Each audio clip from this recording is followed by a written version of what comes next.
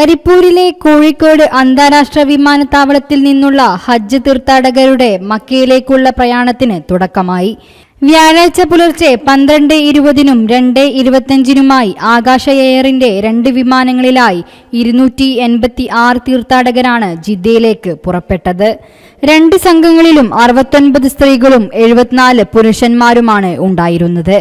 വെള്ളിയാഴ്ചയും കരിപ്പൂരിൽ നിന്ന് 2 വിമാനങ്ങൾ ജിദ്ദയിലേക്ക് ഹജ്ജ് സർവീസ് നടത്തും. യാത്രക്കാരുടെ എണ്ണത്തിൽ ഗണ്യമായ കുറവുണ്ടായെങ്കിലും ഇത്തവണയും കാര്യക്ഷമമായ മുന്നൊരുക്കങ്ങളോടെയാണ് കരിപ്പൂരിൽ ഹജ്ജ് ക്യാമ്പ് തുടക്കമായത്.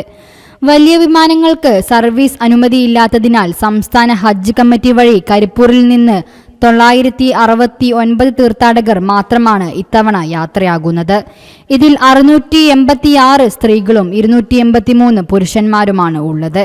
കർണാടകയിൽ നിന്നുള്ള 4 തീർത്ഥാടകരും കരിപ്പൂർ വഴിയാണ് യാത്ര തിരിക്കുന്നത്. കരിപ്പൂരിൽ നിന്നുള്ള ഹജ്ജ് യാത്രയ്ക്കായി ഇത്തവണ ആകാശ എയർ 7 വിമാനങ്ങളാണ് ഷെഡ്യൂൾ ചെയ്തിരിക്കുന്നത്. മെയ് 17 വരെയാണ് ഇവിടെ നിന്നുള്ള സർവീസുകൾ. വിമാന സർവീസുകൾ കുറവെങ്കിലും വിപുലമായ സൗകര്യങ്ങൾ ഹജ്ജ് യാത്രയ്ക്കായി കരിപ്പൂർ ഹജ്ജ് ഹൗസിൽ ഒരുക്കിയിട്ടുണ്ട്.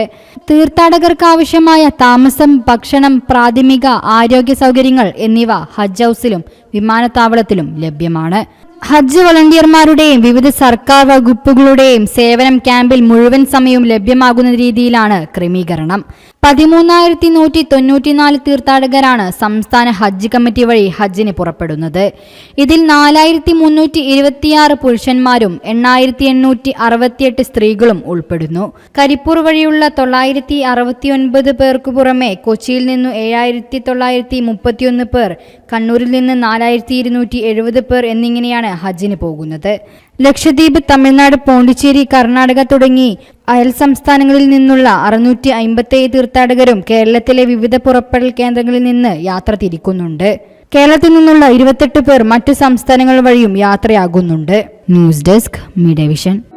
നമ്മുടെ കുബൂസ് അത് നമ്മുടെ ഗൾഫിൽ കിട്ടുണ്ടായിരുന്ന കുബൂസില്ലേ, നിനക്കിഷ്ടപ്പെട്ട ആ കുബൂസ്.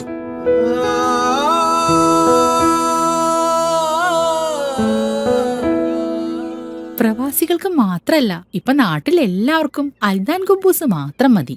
അൽദാൻ കുബൂസ് ഇപ്പൊ ന്യൂ ജനറേഷന്റെ ഇഷ്ട കുബുവല്ലേ. ഷുഗർ ഉണ്ടെങ്കിൽ ഗോതമ്പിന്റെ കുബൂസ് ആവാട്ടോ. മലയാളിയുടെ ഭക്ഷണ താല്പര്യങ്ങൾക്ക് ഇനി പുതിയ സ്വാദ്. അൽദാൻ ലെബനീസ് കുബൂസ്.